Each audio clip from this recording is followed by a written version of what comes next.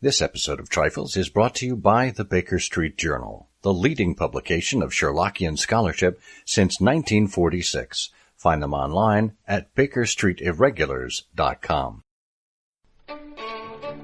Welcome to Trifles, a weekly podcast about the Sherlock Holmes stories.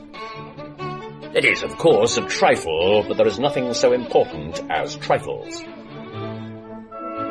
Yes, the lodger was veiled, the face was yellow, and the valley was fearsome, but there are so many other details to pick apart in the stories. Pray, be precise as to details. You know the plots, but what about the minutiae?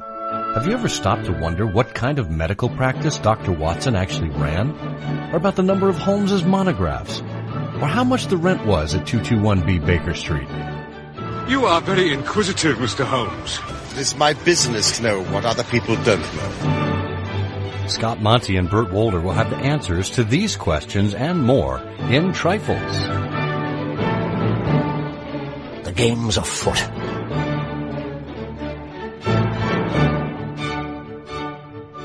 Episode 181, The Historicity of Sherlock Holmes. Hi, and welcome to Trifles, the Sherlock Holmes podcast where we look at some of the details in the Sherlock Holmes stories. I'm Scott Monty. I'm Burt Wolder. Are you the historically accurate Burt Wolder? I am actually a reprint. I'm sorry that you asked. I'm the paperback. I wondered why you were yellowing and fading a little bit there. That's foxing. We call that foxing. And you can always tell the difference between the real first edition Burt Wolder and the paperback reprint because I have the spelling error on page 27. Well, I am going to tell everyone that any liver spots that I get are merely foxing. That's right. I'm foxing like an old book. Yes, I'm a bibliophile. These aren't liver spots. I'm foxing. Enough of our medical problems. Let's get into some of the details here. First, homework or housekeeping. If you would like to find the show notes for this episode, they are available at ihose.co/trifles181. And there you will find links and a description of the show as well as the ability to download it. Of course, we ask that you subscribe on whatever podcatcher is relevant to you, whether it's Apple Podcasts, Google, Stitcher, Spotify, or others. And please share the podcast with other people. We can do better and reach more people like you if you tell people what you think about the show. And that also includes in a review, if you'd care to review the show. So that's all of the housekeeping. Let's get on with the show. So this is our monthly episode where we talk about a past piece of Sherlockian scholarship. We call this collection Mr. Sherlock Holmes the Theorist. And we try to take it from publications that are generally available. In some cases, we turn to other publications that are more rare. And it's our intent to bring these pieces of scholarship to the forefront so you can enjoy them and can enjoy our discussion and maybe even join in on the discussion as well. If you'd like to correspond with us, leave us a comment. And of course, if you'd like to email us, we are trifles@ihearofsherlock.com, and comments are open on the show notes. So this particular piece of scholarship, Bert, what is it and where does it come from and who's it by? Well, it's an article called The Historicity of Sherlock Holmes, and it is by a fellow whose name is unpronounceable by some, Dirk J. Struik. Is it Struik? Struik. You see, I'm one of those people who finds it a bit inconvenient to pronounce Struik, and that's spelled Struik. And Dirk was a colorful, I think the best word to associate with Dirk is the word colorful, a colorful follower of Sherlock Holmes, a great Sherlockian enthusiast from the Boston area. And some of us had an opportunity to get to know him. We could spend a lot of time talking about Dirk Struik. He was actually a mathematics professor at MIT, and he was born in Rotterdam. And he, just a bit of a sidebar here, he supported some communist causes in the late 40s and early 50s, and the leadership of the Speckled Band kicked him out because of that. Now, Dirk had his ultimate revenge because he outlived and outlasted every single one of those leaders of the Speckled Band and was eventually recognized by the band years later when he passed the 100-year mark. I think he died finally at the age of 105. And his only regret at that point was that he would be leaving behind his little brother, and wondered if he could fend for himself at the young age, the tender young age of 103. So you see, socialism is good for longevity. There you go. That and Watson's Brandy. Yes. Well, and he published an article that you can find in the collections of the writings of the Speckled Band, and there have been a variety of these tomes issued over the years. They are all called cabs. Not the first cab, not the second cab, but Dirk's paper can be found in the second cab, and it's also collected in the more widely available The Best of the Cabs, and it's all about the historicity of Sherlock Holmes.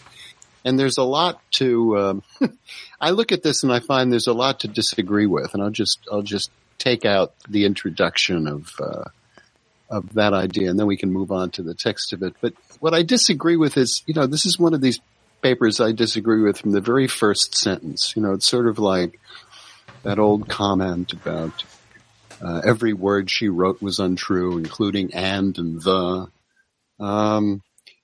So-called modern criticism. Now, that's the first 4 words of this article, and you're already in bad shape when something starts out, so-called modern criticism has laid its arid hand, oh boy, I'm not even done with the first sentence and I'm already unhappy, on many ancient and cherished beliefs, okay, often only with the intention of destroying them without offering anything better in their place. Well, friends, at this point in the article, I'm packing up, filling my briefcase, paying my check, moving to the door. But actually, it's a wonderful. Bert, are you mounting a defense of iconoclasts? No, actually, it sounds like I'm negative towards iconoclasts, but that's sort of where Dirk's paper starts. But he goes on and says, people are questioning the very historical existence of people who have mattered much to many of us. Homer, Shakespeare, there's this thinking that perhaps Shakespeare didn't really write everything that's been attributed to him, of Moses and Mohammed, of Napoleon. There are people who claim, says Dirk, that neither Herbert Hoover nor Calvin Coolidge ever lived. Well, if he were alive today, he would be not amused, but he would say, and you see, it's the same sort of people who dispute the fact that America really landed on the moon in 1968 and so on.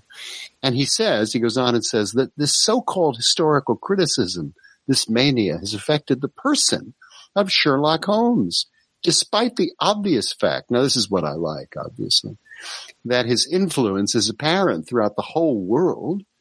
And so I'm writing, he says, to sum up for our own benefit and for that of later generations, the reasons for our certainty that Holmes actually lived.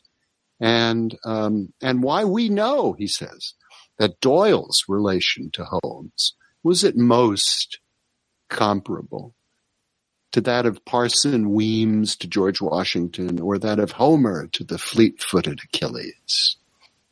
So that's how Dirk kicks this off. Well, it's certainly an attention grabber, if nothing else. Dirk, if you're a professor of mathematics and you're there lecturing to your students about dry theorems and formulae, I mean, you have to do something to really capture their imagination. And I think that's exactly what Dirk did. I mean, look, he had you in the palm of his hand 4 words in, Bert. You were hooked. Even though you turned your nose up at some of it, there was enough there to urge you on. And what I like about this essay, and we'll go through it step by step in a moment. What I like about this essay by Dirk is he approaches it in a very methodical manner, very much redolent of what a mathematics professor would do or should do. And he divides it into 4 separate areas that he investigates. So, without further ado, let's dive into each of those 4 segments. And this is how Dirk is defending the historicity of Sherlock Holmes, the notion that Sherlock Holmes actually lived. The first section, contemporary reports. Right? And he says the most convincing form, which a proof of historicity is, of course, the record of contemporaries who actually saw the person under discussion or talked and worked with him. Well, this is exactly the genius of the canon. We have Dr. John H. Watson as our primary eyewitness. He wrote these wonderful summaries of Sherlock Holmes's investigations. He submitted them to the Strand magazine, who published them for the world to see. So, are you telling us that our very eyes deceive us, that Watson and his contemporary account of his flatmate and colleague and friend Sherlock Holmes did not actually happen? Pshaw, my dear boy, pshaw. John Bennett Pshaw. Yeah. And Struik says, there's nowhere in Watson's stories any intimation that he's writing fiction. Well, there you go. There you go. Yeah. Those who choose to deny that Holmes is an historical personage must also come to a second conclusion, namely, that Watson is fictitious. Heaven forfend. Well, that would just, encourage the people in the British military to try to recoup all those pension payments, those relatively non-generous pension payments they already dispersed. Well, then he goes on to say, and then, this can go from bad to worse, because if the major people that we know and love are fictions, then certainly everybody else is a fiction too. There's Billy the Page and Mrs. Hudson and the King of Bohemia and the Prime Minister and Lestrade and the painter Vernet. Well, now wait a minute, says Dirk. Does that mean that the French government is also fictitious? Because, we know the French government awarded a medal to Holmes, and it certainly seems like they're real enough. And Scotland Yard is probably real enough. And we think we know there was a painter Vernet. So that's really a lovely, the Mormons, he says. The Mormons are mentioned in Studying Scarlet. Were they fictitious? Or what about the Swamp Adder? Grimsby Roylett's Swamp Adder. We know Cleopatra was killed by an adder. Is Cleopatra fictitious too? So to deny Holmes' historicity leads to some remarkable conclusions indeed. And there ends the first portion of Dirk's essay, and we get into section 2, the internal evidence in the canon. Okay, another way to prove the historicity, writes Struik, of a person is to show the consistency of the records which deal with him. And he says we clearly have a historic record in looking at Sherlock Holmes. The essays present a collective description of a complete personality, of a person with so profound an understanding of the human mind and human character, and so practical a gift of plain common sense that it would be hard to explain them, except as proceeding from a historical record.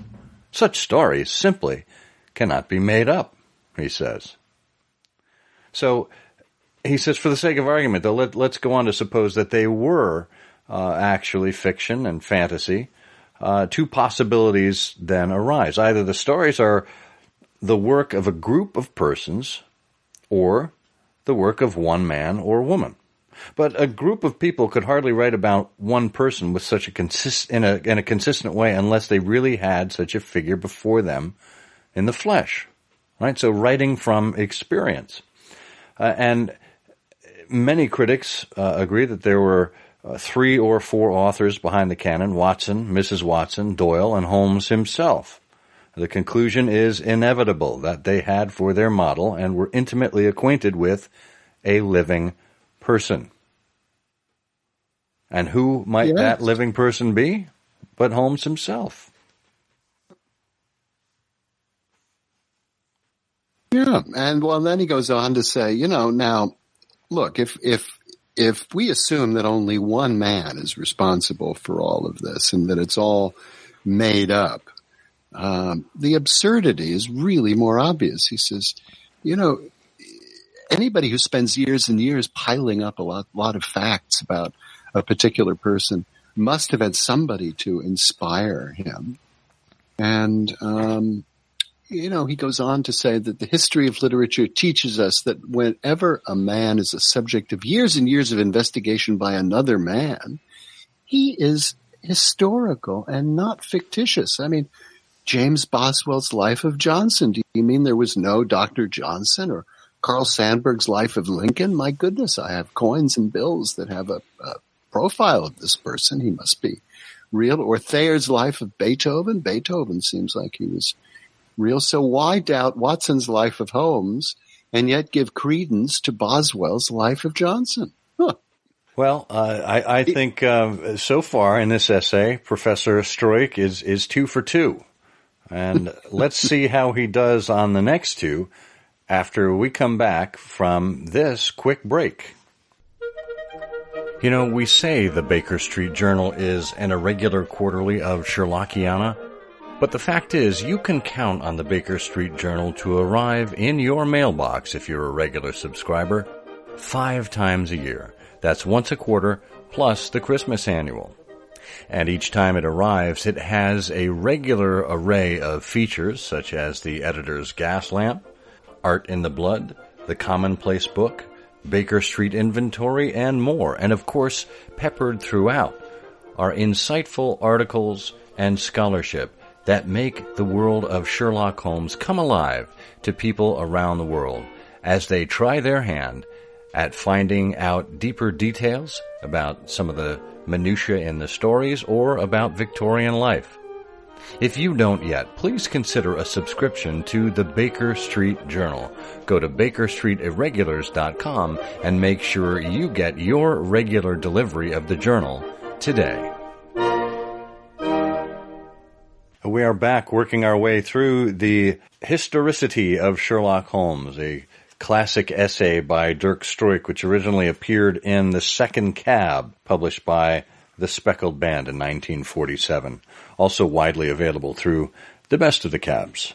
So we covered the internal evidence in the canon and contemporary reports as evidence for Sherlock Holmes being a real historic figure. Let's see what else the professor has to say. Section 3, the evidence of the name. Well, this is interesting. Now, he says basically, you've read through the first half of this essay and you're a reasonable person. That probably is enough to show that Sherlock Holmes lived. But humor me. Let's go on. Let's consider the name here. So he says there's plenty of corroborative evidence of an entirely different nature. Take, for instance, the name Sherlock Holmes. If you insist on denying the historicity of Sherlock Holmes, then why stop there? And yet hesitate to deny the historical existence of Abiel Holmes or Oliver Wendell Holmes or of Dean Henry Holmes of the Harvard Department of Education. Why pick on Sherlock and not on Abiel or Oliver? After all, what evidence is there of the historicity of Abiel Holmes, supposedly a minister in Cambridge more than 100 years ago? His house? Demolished. His children? Dead, supposedly. His books? Difficult to locate, and an author's name may only be a pen name. Influence? Not comparable to that of his namesake, Sherlock. Right? So right there, we know that the name of Sherlock Holmes that rings in the halls of academia and government and law, was clearly influential, well beyond Baker Street. Yes. Where is the logic which needs must bestow real life to a Henry Holmes? And he says, I can vouch, by the way, for the existence of Dean Holmes of Harvard because I've sat with him at the same dinner table. But why must we bestow real life to a Henry Holmes and deny it to a Sherlock Holmes? And then he goes on to say, of course, that the conclusive force of the argument is even stronger in the case of Watson. And he goes through a whole series of Watsons, including Graham Bell's assistant, Watson, and many others, Thomas Watson of IBM fame and so on, who have clearly existed. And he says at the end, it's indeed hard to foster the belief that Bell and his telephone are fictitious. Telephones lead to telephone bills, and the reality of paying bills has not been denied by even the most advanced of modern critics. So if Bell's Watson was real, then why shouldn't Watson himself be real? You know, it strikes me as we're going through this, all of these contributions in the Speckled Band publications and the cabs are papers that were submitted to the executive committee and that were ostensibly read after the Speckled Band dinner concluded, you know, at the last portion of the evening. And typically these are done in competition for the Sherlock Holmes Bowl. Can you imagine the raucous laughter that must have been happening the night that Professor Struik gave this presentation? Yeah, this is a real award winner. Yeah. Well, he goes on to say, so now we've dealt with the evidence of the names, and we've looked at Holmes and Watson, the internal evidence to the canon, contemporary reports. And his last section here is the negative evidence. So if Sherlock Holmes was a fiction, so talk about negative evidence, it's clear then, now crazy as that idea is, someone must have invented him. And this would have been a tremendous task if we consider the stature of Holmes and his influence. Why, to invent such a figure would have been a well-nigh superhuman task, the work of a super mind or a super liar. But who is presented to us, you know, with these sorts of abilities? Well, some people say it's Dr. Watson, but it can't be Watson. That's ridiculous. He has many virtues, but he was not the possessor of a super mind. In fact, quite the opposite. He was the soul of loyalty and honesty, but he was not a convincing liar, let alone a superlative one. You know, and then some people claim the inventor of the Holmes saga was Sir Arthur Conan Doyle. Yeah, and if this were the case, Doyle would be the culprit, the supermind, the super liar. And it's clear that this assumption is as spurious as the previous one. In the first place, calling Doyle a liar casts an aspersion upon a British baronet. And this might easily lead to serious international complications with the British love of nobility as it is. But he notes that Doyle was a gentleman of high moral qualities, honest and fearless, and one who stood up for his convictions. Right? So Doyle himself would not have put himself in such a false position, Struik claims, that would have led to his honor being besmirched by pulling the wool over our eyes. And he runs to the conclusion saying, no, the inventor of an imaginary Holmes cannot be Watson and cannot be Doyle. No other suggestions have been presented by even the worst of the so-called critics. Let us apply to this case one of the maxims of Holmes himself. He taught us that if all the possibilities but one are eliminated, the remaining case, however unlikely, must be true. And in the present case, we have an even simpler alternative, since our final conclusion is not that all unlikely. We have simply verified with the aid of pure logic what every unsophisticated mind knew from the beginning anyway, namely that Sherlock Holmes was, and perhaps still is, truly a living figure with the same strengths and foibles as any one of us. Well, it's a lovely paper, but, you know, I would point out two things. One is that we frequently have in the annals of Baker Street a regular fandom of the interest in Sherlock Holmes, of the literature of Sherlock Holmes, other personages who wink in and out of reality. There are some people, and we've read about this relatively recently, who believed for some period of time that Helene Uhasova, the poetess that Edgar Smith called the poetess of the Baker Street Irregulars, didn't exist, and that Edgar wrote all those poems. And we found out rather conclusively, relatively recently, that that's not the case. And indeed, interestingly enough, Helene Uhasova was also someone whose drift into obscurity might have been caused by the fact that she had an association with communism at a very unfortunate time in American history. But the last thing I would say is that there's the one big gap in this paper, of course, is obvious to everyone, which is that there is absolutely no proof that Dirk Struik existed. And so I'm wondering who really wrote this. Oh, well, I will confound you with the last one there, Bert. I had shared many a dinner with Professor Struik at the Friends of Irene Adler in Cambridge before he passed away. He would make it to the annual dinner on the third Friday in December every year. He would stand when it was his turn to give a toast, which was always to Professor Moriarty. And he always gave a lengthy, extemporaneous toast, and still spry and sound of mind well into his late 90s and early 100s. So I can attest to the existence of one Dirk Struik.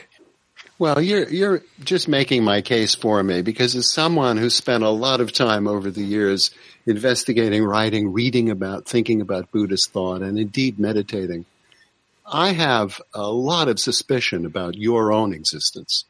But that's just a trifle. It is, of course, a trifle, but there is nothing so important as trifles. Please join us again next week for another installment of Trifles. Show notes are available on SherlockHolmesPodcast.com. Please subscribe to us on Apple Podcasts and be sure to check out our longer show, I Hear of Sherlock Everywhere, where we interview notable Sherlockians and share news of the Sherlockian world. You take my breath away, Mr. Holmes. I don't suppose you've read my monograph on cigars and cigar ash. Well, No, of course not. Thank you.